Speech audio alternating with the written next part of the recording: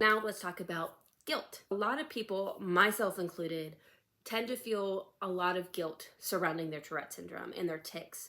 Now, I want to point out that a big factor for some of this guilt is because the person doing the tics, they don't want to be doing them. And this is a big misconception because a lot of people with Tourette syndrome, especially coprolalia and those with vocal tics, people think that these tics are purposeful. These tics are something that they're feeling inside of them, and they're just their true thoughts and feelings coming out. So say somebody has a very derogatory tic, that's not because they want to be doing it. And I promise you, the person having that tic, they feel incredibly guilty about it and that they wish they didn't do it. And the fact of them wishing they didn't do it is the trigger to do it in itself.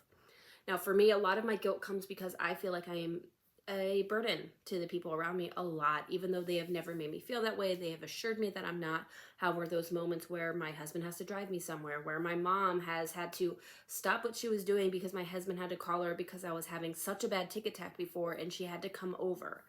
Those feelings of guilt and those feelings of burdening the people around me, I don't know. I wish that I could say I have all the advice in the world to tell people how to get over that, but unfortunately I don't, because I feel it too. The only thing is that I know deep in my core that we do not have to feel guilty for our tics. We cannot control them.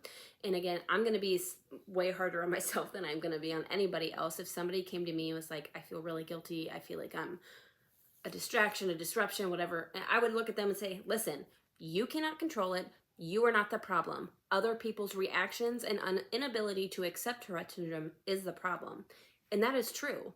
And nobody in my family doesn't accept my Tourette syndrome and my tics. However, that guilt still creeps in, and I think it's just gonna always kind of be there. I think that's something that a lot of people with Tourette syndrome go through.